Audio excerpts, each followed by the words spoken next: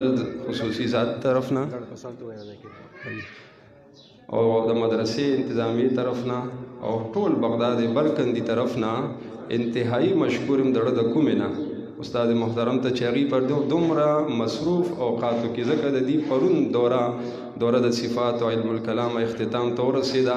کې یقینا ډېر زیات ذهني او جسمانی طور ستړي شوي مو خو بیا هم زموږ یو ادنا درخواست چې دا دې قبول کړي او تشریف راوړو انتهایی مشکور شکریه ادا کوم او دې ته په دل ته یو پیره بیا راتلو باندې هرکلې او خوشامدید چې کم دی وایو او امید ساتو چې د شفقت او محبت دا تعلق دا رشته او دا لاس په دې همیشه دپاره زموږ په سرونو باندې ساتي نو د دعوت خطاب ورکوم استاد محترم دی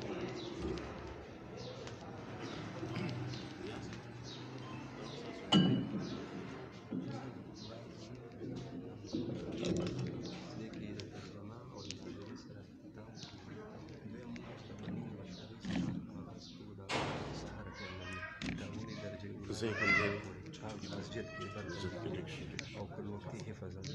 په دې کې د صرفان مولوي صاحب دي زیشان مولانا صاحب دي رومان مولوي صاحب دي ټول ملګري مو او د دې مدرسې نوم څه دی د بنات فاطمه الزهرا دي او د بنینو حضرت امیر معاویه دي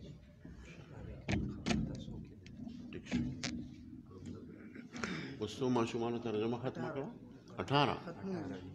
ټیک شو مسله دی او سنا ها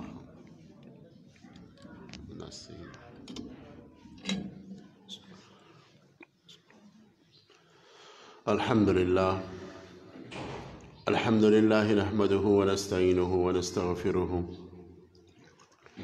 ونعوذ بالله من شرور أنفسنا ومن سيئات أعمالنا من يهده الله فلا مضل له ومن يضلل فلا هادي له وأشهد أن لا إله إلا الله وحده لا شريك له وأشهد أن سيدنا وسندنا ومولانا وشفينا ورحمتنا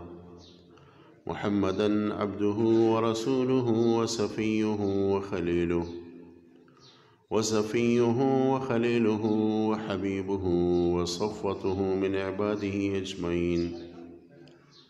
صلى الله تعالى عليه وعلى آله وسلم تسليما كثيرا أما بعد فقد قال رسول الله صلى الله عليه وسلم إنما الأعمال بالنيات وإنما لكل امرئ ما نوى فمن كانت هجرته إلى الله ورسوله فهجرته إلى الله ورسوله ومن كانت هجرته إلى الدنيا يصيبها أو امرأة يتزوجها فهجرته إلى ما هاجر إليه أو كما قال عليه الصلاة والسلام ألف مرة وبعدد كل ذرة. معزز مشرانو په اسلام باندې ډېرو مینو غیرتمندو درنو مسلمانانو وروڼو او د جامع فاطمه الزهرا رضی الله تعالی عنها مدرسې په چار دیوارۍ کې تشریف فرما ډېرو معززو خویندو او د دین ډېرو پاکو طالباتو معلماتو او په دې بابرکته محفل کې تشریف فرما ډېرو معززو علماء کرامو دوستانو ملګرو واقع دا ده چې ما د دوی نه د دې مدرسې د نوم تپوس وکړو نو دوی ما ته وفرمایل چې د دې مدرسې نوم فاطمه الزهرا دی زما ذهن ته دا خط تخیل راغی چې حضرت فاطمه رضی الله تعالی عنها دا اوچت شان په وجه الله پاک د هغې نوم تر قیامته پورې باقي وسات او د حضرت فاطمه په نوم باندې نن په دنیا کې په زرګونو مدرسې چلیږي او د دې نوم په مناسبت باندې چې په دې مدرسه کې څوک قال الله او قال الرسول وایي او څوک د الله نوم اخلي او د هغه د رسول نوم اخلي نو د هغې ثواب کې څه حصه به حضرت فاطمه رضی الله تعالی عنها ته خامخا رسي ځکه د اهل سنت والجماعت عقیده دا ده چې په میت پسې څه ناڅه ثواب وبخي نو هغه خامخا رسي. دا ټوله نتیجه د اخلاص ده. ستاسو په خدمت کې ما یو حدیث وی چې انما الاعمال بالنیات. محبوب علیه السلام فرمایي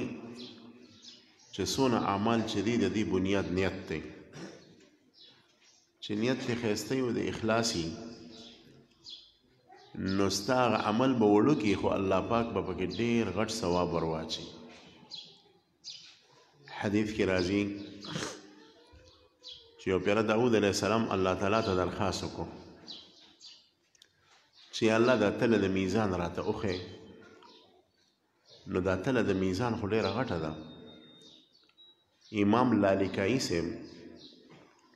یو عالم تیر شوی دی، هغه د سلمان فارسی رضی الله تعالی عنه صحابي نه دا روایت را نقل کړی چې تله د میزان دونه غټه ده چې دا 7 اسمانونه 7 ځمکې د دې په یو چابړي کې کېدی، نو بیا به هم دا چابړي غټ شي او دا ځمکو اسمان مواړه په دې په منځ کې پاتې شي. دا تصور وکړئ څونه غټه ده. نو داود علیه السلام الله ته درخواست وکړو چې یا الله دا تله د میزان راته وښیې. نو یې الله تعالی د هغې په درخواست باندې دا تله د میزان هغه ته وښوله. نو هغه دونه غټه وه چې د ډېر غټوالي د وجې نه په هغه باندې طبعي یره راله او بېهوشه شو د هیبت په وجه. لکه دونه غټ مخلوق یې نه و لیدلی. نو ډېر وخت پس چې په هوش کې راغی نو دی الله ته وی یا رب العالمین دا دونه غټه تله ده او خاص کر د نیکۍ دا چابړی دونه غټ دی، نو دا به مونږ په خپلو نیکو عملونو څنګه ډکو؟ که مونږ ټول عمر لګیا یو تا ته په سجده کې پراته یو او د غر عمره نیکۍ کوو د غرونو عمره، نو بیا هم د نیکو دا تله پرې نه ډکېږي. نو الله تعالی ورته عجیبه خبره وفرمایله. دا خبره د اورېدو ده. وی فرمایل ای زما محبوب داوده چې کله یو مسلمان د اخلاص په نیت باندې یو کجورم زما په لار کې ورکي، نو په هغه یو کجورم زه د ده د نیکو دا چابړې درنومه. تاسو ورونو په خپله سوچ وکړئ یو کجوره څه شی دی چې یو کجورم صرف ورکي او په هغې کې اخلاص یې، نو د نیکو دا چابړې به ولسه ډک. اخلاص دونه قیمتي شی دی. او د کجورو وخت را روان دی، د رمضان میاشت، موسم بهار. سلف صالحینو به دې موسم بهار او د رمضان میاشت له دونه اهمیت ورکو. وي 6 میاشتې به چې پاتې شوې روژې ته، نو هغوی به دا دعا کوله یا الله د رمضان میاشت هم ورسوه او مخکې مو وژنه، هسې نه چې د رمضان د روژو دغه ثوابونو نه محرومه شو، د عبادتونو او تلاوتونو نه محرومه شو. او کله مې چې په رمضان کې ځان ښه ستړی کړو په عبادتونو باندې، نو د هغې نه پس به بیا 6 میاشتې دا دعا کوله چې یا رب العالمین کم عبادتونه چې وکړو نو هغه قبول کړي او په هغې ثواب راکړي. نو ټوله میاشت به د رمضان دپاره دعاګانې کولې، ټول کال به د رمضان دپاره دعاګانې کولې. 6 میاشتې د هغې دپاره دا دعا چې الله عمرسې ورته، او د رمضان روژې به چې ونیولې ښکلې، نو بیا به 6 میاشتې مسلسل دا دعا وه چې الله د رمضان دا روژې زمون قبول او منظوري کړي. او بیا د رمضان په روژو کې صدقې کول د ډېر زیات ثواب. پیغمبر علیه السلام د سخاوت بادشاه او بیا د رمضان په میاشت کې وي د هغه سخاوت به لکه د سیلې په شان چلېده. د بخاري شریف روایت دی کان رسول الله صلی الله علیه وسلم اجود من الریح المرسلة فی رمضان او کما قال، چې پیغمبر علیه السلام په نورو میاشتو کې هم سخاوت کو، لیکن د رمضان په میاشت کې به د هغه سخاوت د سیلې په شان. کو تاسو دې سیلې ته سوچ کړي دا چې کله راشي نو دا پکې لامده وچ نه ګوري، په ډیران هم راځي، په پلیتې هم راځي، په بلې هم راځي، په اوبو هم راځي، په پټي هم ورځي، په بنګله هم ورځي، د غریب په کور هم ورځي. سیلې پکې دا نه کې چې دا د مالدار کول دی په دې دی خو به سیلې چلېږم او اخوا د غریب په کور به نه چلېږي. پیغمبر علیه السلام سخاوت همدغه رنګې سخاوت او خاص کر په رمضان کې د سیلې په شان هر څوک به ترې مستفید کېده. نو د رمضان په میاشت کې د صدقو ډېر خیال ساتي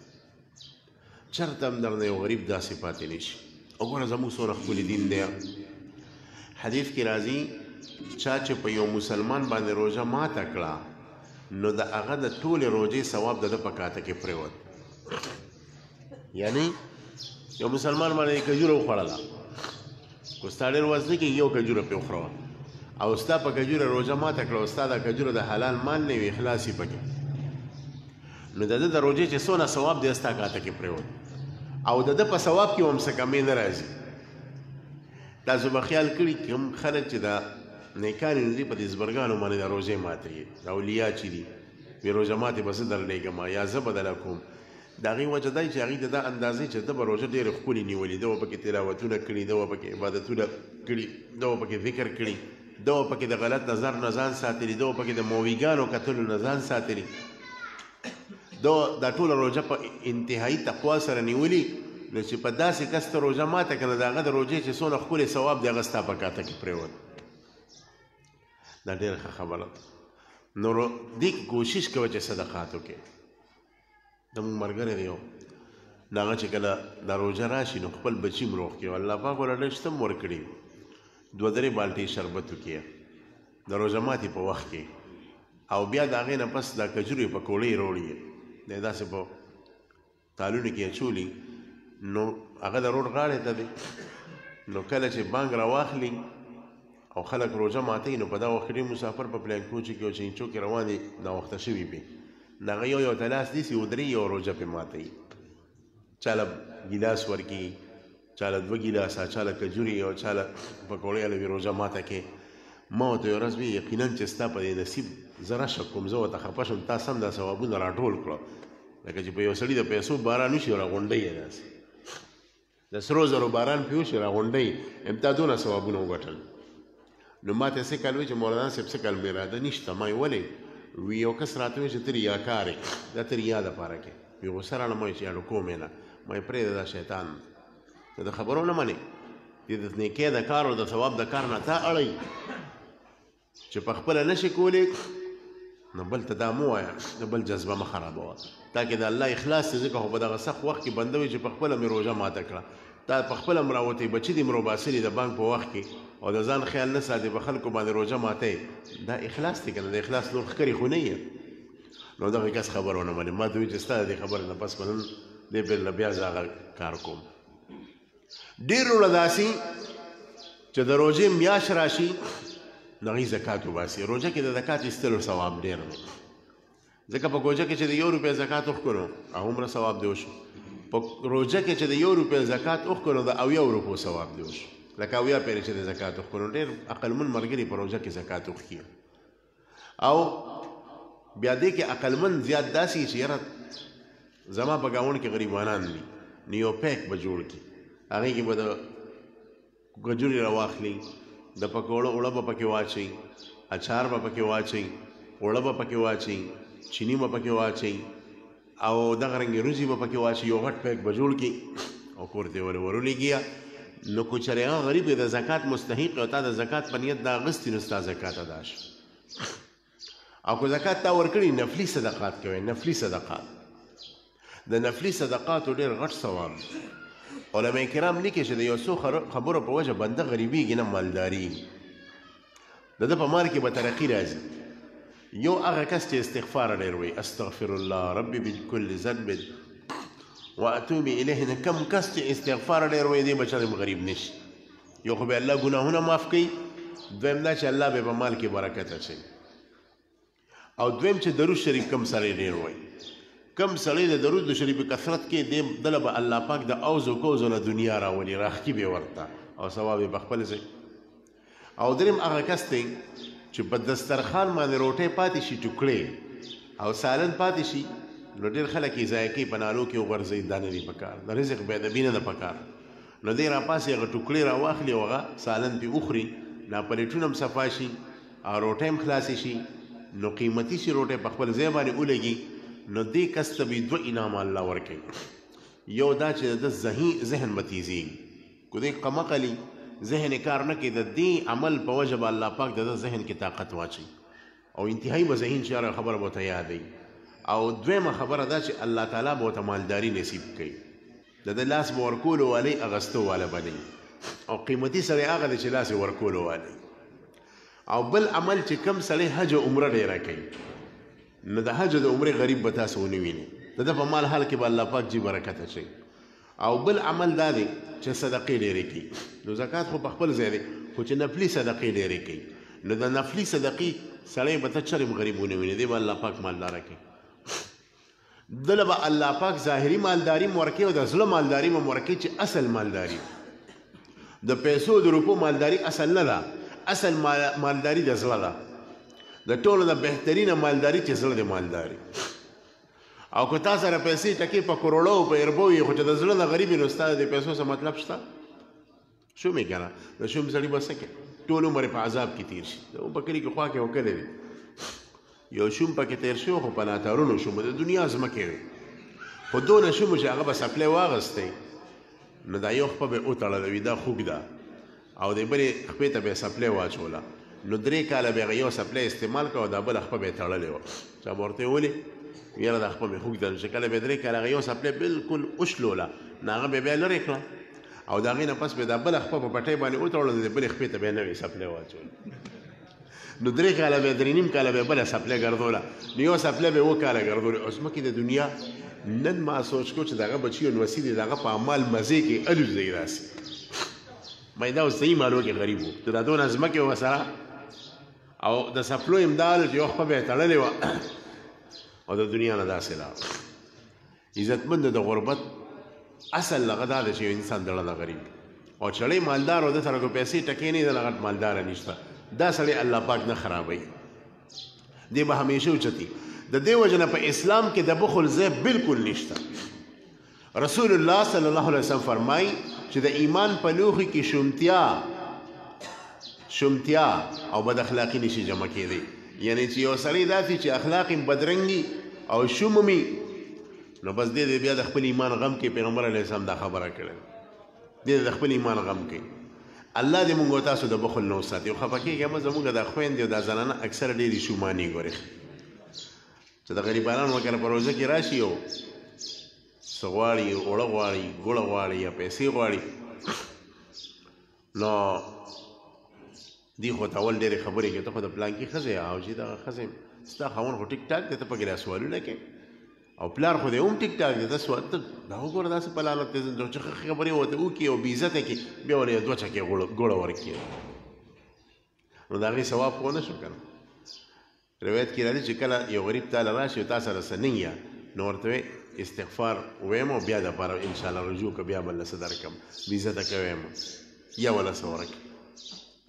خو د دې دا مطلب هم نه دی چې ګوره چرسي پوډري او ته وله هر څه ورکړې هغه به پیسي ته ځي او 400 پوډر به پیس کړي خیال به کوی دی کې د شریعت دا مسله ده نو دې وجې نه عزتمندو د روژې دا میاشت انتهایي باعث د خیر او د برکت او د سخاوت میاشت ده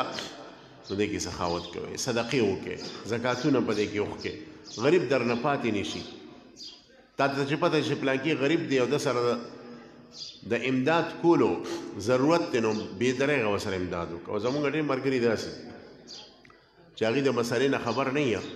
نو خپل باندې چې زکات کېږي ورته دا د زکات باندې نو هغه خفه شوي زکاتونو ته اوس کېناستل څه واپس یې وله ورکړي نو داسې مه کوئ طریقه دا ده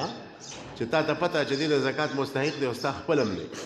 او دې بده ګڼي که زه وله زکات ورکم نو ته ورته د زکات نوم مه اخله ته ورته وایې دا زما د طرف نه تحفه ده دا زما د طرف نه هدیه ده ته زما ورور یې ځکه دله دا هدیه در کوم ته زما خور یې ځکه دله دا هدیه در کوم دا واخله د زکات نوم مه اخله پړله کې د زکات نیت وکړو نو زکات به دې په خپله ادا شي چې پړله کې د زکات نیت وکړو زکات به دې په خپله ادا شي او زکات غریب له ورکول پکار دی او که خپل یو هغه غریب وي نو بیا پکې 2 ثوابونه دي یو ثواب خو د خپلولۍ پاللو دی او دویم ثواب دا دی چې د غریب د خیال وسات او زکات په اصول او په فروع نه کېږي لکه پلار له زکات نشي ورکولی که غریب یې ته دې جدای ته لوی مالدار یې نیکه له نشي ورکولی د نیکه پلار له نشي ورکولی نیا له نشي ورکولی د نیا مور له نشي ورکولی زکات یو نیکه نوسي له نشي ورکولی او د نوسي اولاد له نشي ورکولی او ستا لور ده هغه ستا نه جدا اوسېږي هغې له نشي ورکولی د هغې لور او زوی له نشي ورکولی یعنې د بره نه ښکته نه زکات نشي ورکولی اطرافو له زکات ورکولی شي ستا رور دی غریب دی او ستا نه جدا اوسېږي د زکات مستحق دی زکات هغه له ورکړه جایز دی ثواب دی پکې ستا خور د ستا نه جدا اوسېږي واده شوې ده نو هغه غریبه ده ته له زکات ورکولی شي دا جایز دی او ستا رواره دی هغه غریب دی ته له زکات ورکولی شي ستا خورایي دی ستا خورده ده غریبه ده ته له زکات ورکولی شي او صدقې خو په هر چا کېږي صدقې نفلې خو په خپلو په پردو په ټولو باندې کېږي د صدقې خبره نه کوم دا دغه واجبي زکات خبره کوم لہذا زکات ورکول پکار دی او اکثر خویندې داسې چې دوی سره ډېر کالي ستاسو د بغداد خو ډېره ښه ده الحمدلله په دې کې عالمان دي ماشاءالله مدرسې پکې ډېرې دي ما ته پته ده چې دلته څونه الله والا خلک دي نو د دې په زنانو خو زما ډېر ښه ګمان دی چې دوی به په کالي کې خامخا زکات ورکړي خو بعضې کلي ما ته معلوم دي زموږ پکې رشته دار هم دي ځکه راته وایم چې یو ښځې سره 10 تولې 15 تولې 40 تولې کالي د زکات د معنی نه هم نه دي خبر ښه زکات له ورکول خو ډېره بعیده خبره زکات پیژنې نه چې د زکات پکې صحیح نو زه چې هلته لاړ شم صرف د زکات په مسلو بیان کوم او بل څوک باندې خبره کوم همدې دې ته دې خبرې ضرورت دی او زکات ورکول هغې ته مرخ ښکاري مخکې راته کې خاوند راته ټلیفون وکړو چې زما د ښځې سره تقریبا د 100 تولو نه زیات کالی دی او زکات نه ورکوي او هغه وایي که دا زکات مې ورکړو دا شته کالي به خلاص شي راله میدان نیکبخته پوه که چې د زکات غریب اوسه پورې په دنیا کې نه دی پیدا شوی چې په زکات څوک غریب وي کنی تاسو مثال واخلئ په دنیا کې کم سړی دی چې په زکات ورکولو غریب شوی دی الټه چې زکات ورکوي د مال به شفاف کېږي صفا کېږي به او الله پاک به په مال کې برکت اچوي نو د خپلې خویندو ته دا درخواست کوم چې د چا کالي هغې د خپل وخت د عالمانو نه ستاسو په کلي کې عالمات هم شته زنانه د هغې نه تپوسونه وکړئ چې یاره ما دا کالي دي دونه کالي پوره کېږي او د روژې میاشت راله زه غواړم چې په دې کې ډېر زیات ثواب وګټم نو د زکات ورکولو طریقه څه ده نو زکات خامخا ورکړئ زکات ګورې فرض دی قرآن کریم کې په کوم ځای کې چې د مونځ ذکر راغلی دی اقیموا الصلاة نو آتوا الزکات اقیموا الصلاة نو آتوا الزکات هلته ورسره د زکات ذکر یو ځای راغلی دی او د زکات یو معنا ده د زکات یو معنا ده صفایي مال صفا کېدل د تسکین وته ده یعنی زکات چې په خپل مال کې ادا کې تا د خپل مال نه خیري ختم مال نه صفا شو لکه تاسو د سپینې جامې اچولې دي او په دې خیري تاسو ما ته وایي تاسو یو فنکشن ته په دې جامو کې تللی شئ تاسو یو جنازې له تللی شئ تاسو یو واده له تللی شئ مخکې به کپړې وینځئ صفا کوئ به استري کوئ به دقه رنګې چې تا د مال نه زکات نه ایستې دا مال لسخان دی دا مال له بدبوداره دی نو چې کله د مال له زکات وښکړو دا یې خیري ختم کو مال له صفا او شفاف راووت او دقه رنګې د زکات دویمه معنا ده نما ترقي کم سړی چې په خپل مال کې زکات ورکوي نو الله تعالی به په مال کې ترقي راولي دا د زکات د معنا دې طرف ته اشاره کوي ضروري چې په چا زکات فرض وي هغې خامخا زکات ورکوئ ان شاء الله کنه او خپلو زنانو ته به م وایو چې تا سره دونه کالي دي نو زه به د مسلې تپوس کوم د مولانا ضیاء الرحمن صاحب د مولانا یوسف حیات صاحب د دلته چې نور علما ناست دي نو زه به ځم د مسلې تپوس به د مولانا صاحب نه کوم چې آیا په دې کې زکات شته او که نشته نو که زکات پکې نو به خامخا ورکړي او زکات ډېر لږ دی په دې بنده تنګېږي هم نه په 1,00,000 کې 2,500 روپۍ هېڅ شی نه دی په 2,00,000 کې 15,000 روپۍ هېڅ شی هم نه دی او دا په خوشحالۍ ورکوه او دا د زړه د اخلاص نه ورکوه الله به درنه ډېر خوشحالي ته به چرې غریب نه شي نو عرض مې دا کو چې د رمضان میاشت د صدقاتو ده د زکاتونو ورکولو ده د خیراتونو کولو ده نو دې کې کوشش کوئ چې آخرت له توخه جمع کړي نو اخلاص داسې یو څیز دی چې حضرت فاطمه رضی الله تعالی عنها ته وګوره 1400 کاله مخکې تېره شوې ده د اسلام دپاره قربانۍ کړي دي کوششونه کړي دي روایت کې راځي چې هغې به د میچنه وغیره چلوله هغې به په ملا باندې اوبه راوړ او د امام الانبیا لور وه شهزادګۍ وه د تمامې دنیا شهزادګۍ چې راغونډې شي د هغې د خپو خورو ته نه رسي نو په ملا مبارکه کې په دې اوږه کې خرابې پرېوته ځکه د اوبو هغه بوج یې نه شو برداشت کولی هغه خو د امام الانبیا لور وه د امام الانبیا په شان ملایم ښکلی بدن و نو په دې اوږو مبارکو کې خرابې پرېوته او لاسو کې هم خرابې پرېوت نازل علي صاحب ورته څه وایي خاوند علي صاحب ورته پیغمبر علیه السلام له غلامان راځي چې کله غلامان راشي لږه لاړه شه غلام ته وغواړه نو یو پیره ولا دوه غلامان رال نو علي صاحب ورته بابا جان له دوه غلامان راغلي زینا نو یې ولې نه چې لاړه دا ناسته وه پیغمبر علیه السلام نور خبره کې مصروف خو ویلي ده چې شهزادګۍ راغلی دی لیکن نورو کارونو کې مصروف و چې دا واپس کور ته لاړه داستان پیغمبر علیه السلام د دې کور ته لاړ ورته وایي فاطمې ته خو هلته راغلی وي خیر اوس ضرورت و بیا و بابا جانه تا له دوه غلامان راغلي نو په ما باندې د کار لږه سخت یې ما یې کو یو غلام دې ما له هبه کو نو په دې اخبار کارونو کې به راسره امداد کوي پیغمبر علیه السلام جواب ورکړ څه عجیبه جواب دی وی فرمیل فاطمې د دې نه بهتر عمل لته نه ښیم د دې نه اعلی عمل لته نه ښیم نه هغه ورته ولې نه د الله رسوله وی د مونځ نه پس 33 سپیرې سبحان الله وایا 33 سپیرې الحمدلله وایا او 34 سپیرې الله اکبر وایا دا د دې غلامانو نه بهتر کار دی ګوره خپل لور له کوم تربیت ورکړو او کم انداز کې د هغې تربیت وکړه دا د هغې حضرت فاطمې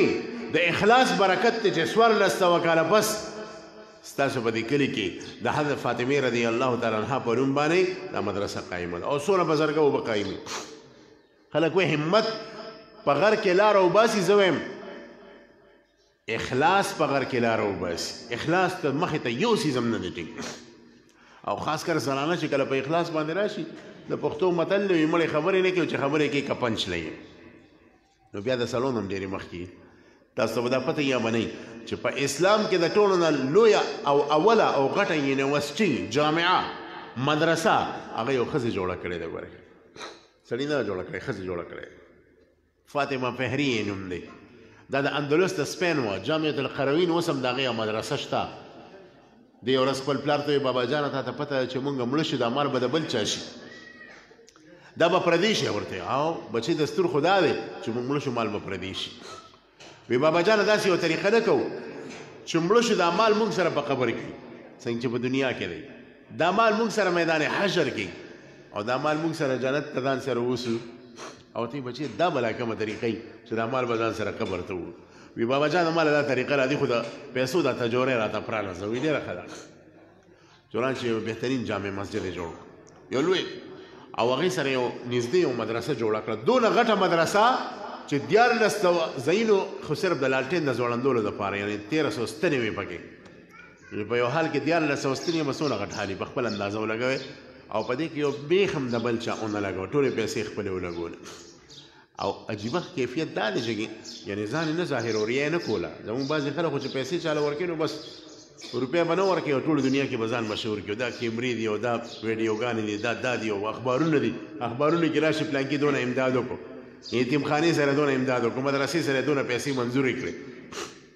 ټیک ده زه دا نه وایم هغو کوم هم اخلاصي خو اصل اخلاص دا دی چې الله ته ځان مخلص کې نو دغه زنانه به د جومات او د مدرسې جوړولو په وخت کې مسلسل روژه نیولې وه او الله نه مې دا دعا کوله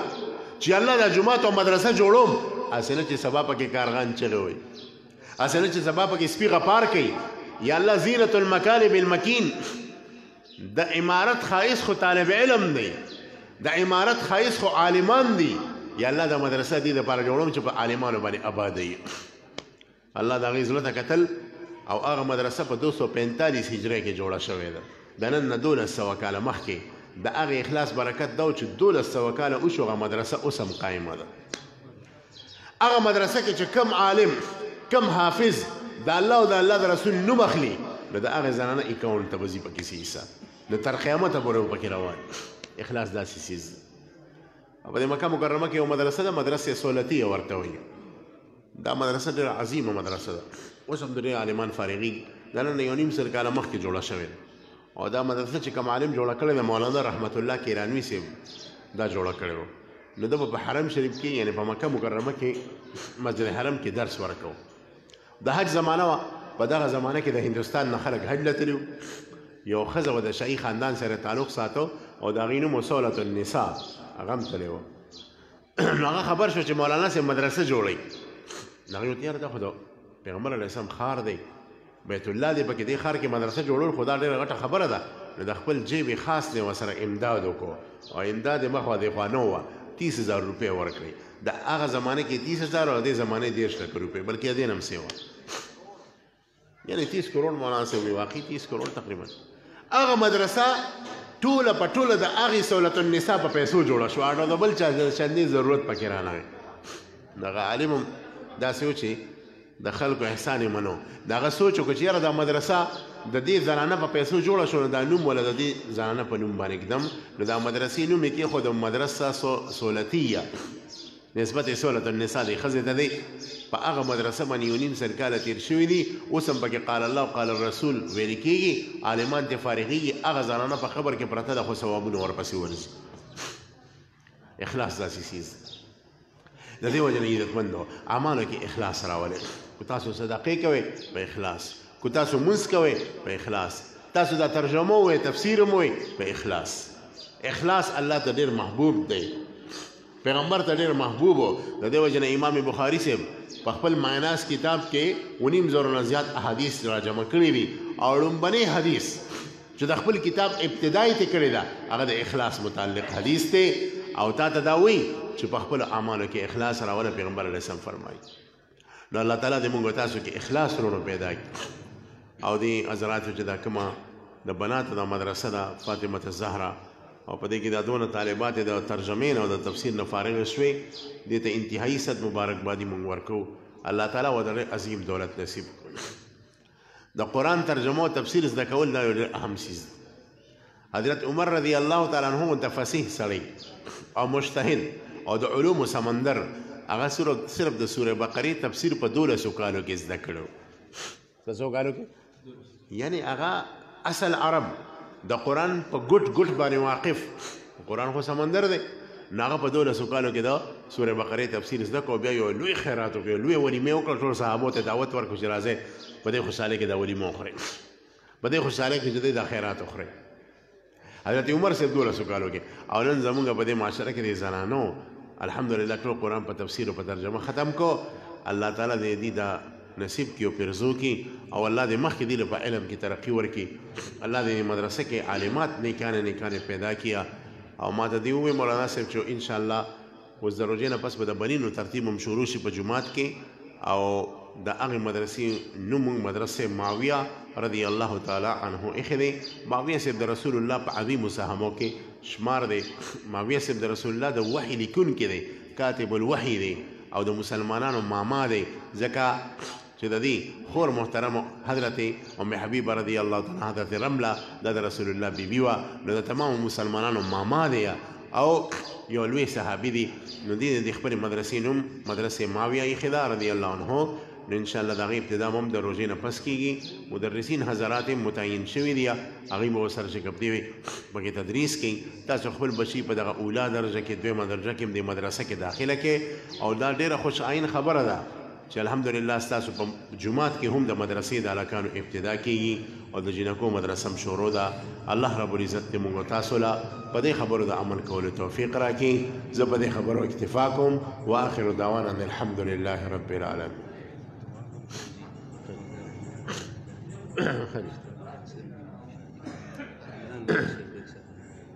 کمی مرام زمونږه ها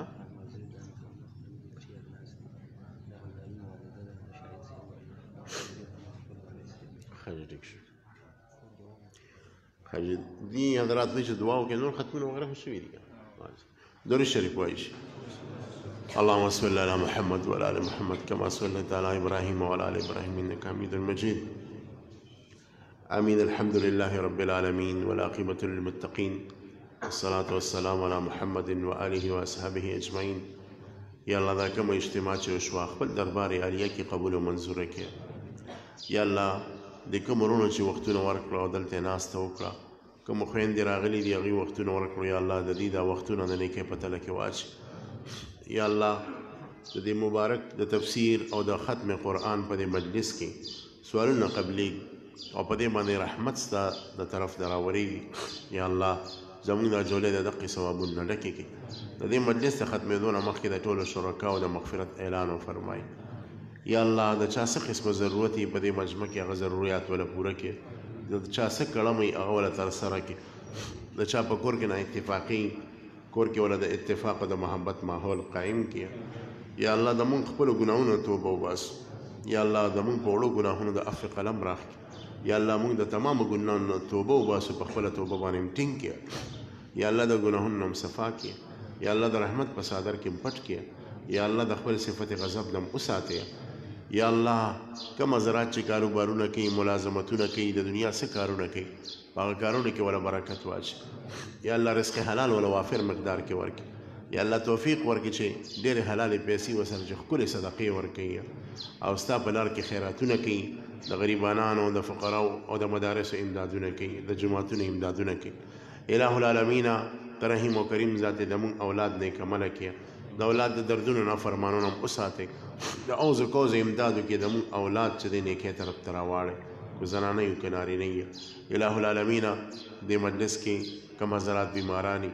یا د دې په کورونو کې بیمارۍ هغه وله په شفای عاجله کامله باندې بدلې کړي. الہ العالمین کوم حضرات چې بیماران دي د مجلس کې، یو ملګری دی هغه د کینسر مسله ده او بل ملګری دی هغه ډېره زیاته تبه ده، د مولانا عمران صاحب دی، یو هفتې نه بیمار دی، او بل ملګری دی هغه د فالج مسله د زوی ته، او د همایون صاحب والده بیماره ده، شاهد صاحب د دې والده بیماره ده. دعا ورته وکړي چې د ټول الله پاک کامله شفا ورکړي. او نور چې څوک دي، څونه حضرات دي، الله تا سره خو د شفا خزانې ډېرې دي، کمې پکې نه راځي. یا الله د شفا خزانې په دې باندې راوورئ، د صحت دا نعمت نه مالامال کې او د دې نه ښکلې صحتونه ورکړي، له هسپتالونو نه منډه تړلو نه یې وساتئ. الہ العالمین چا باندې قرضونه نه اخلاص کړه. یا الله کوم علما ملګري دي، طلبا دي یا طالبات دي، دې له علم و عمل کې اخلاص واچئ، علم و عمل کې ترقي نصیب کړي. دا کومه مدرسه چې شروع د فاطمه الزهرا د دې چې څونه اساتذه معلمات دي، هغې کې مزید اخلاص واچئ، علم و عمل کې برکت واچئ، د دې حامی و ناصر شئ. کوم مدرسې دې افتتاح وکړه، مدرسې امیر معاویه رضی الله عنه، په دې کې برکت واچئ. او دا د مخکې نه یا الله د وخت د مخکې بالغه کې او ډېر طالبان ورته متوجه کړي، او کوم مدرسین حضرات چې دي په علومو کې او اخلاص کې برکت واچي، او کوم علماء کرام دلته ناست دي د هغوی په علم عمل کې برکت واچي. د دې مدرسې او د دې علاقې نور مدرسې چې دي د اهل حقو ټول کې د الله پاک برکت واچي، ظاهري او باطني حسن د الله پاک نصیب کړي. صلی الله تعالی علی خیر خلقین محمد و آله و اصحابه اجمعین برحمتک یا ارحم الراحمین.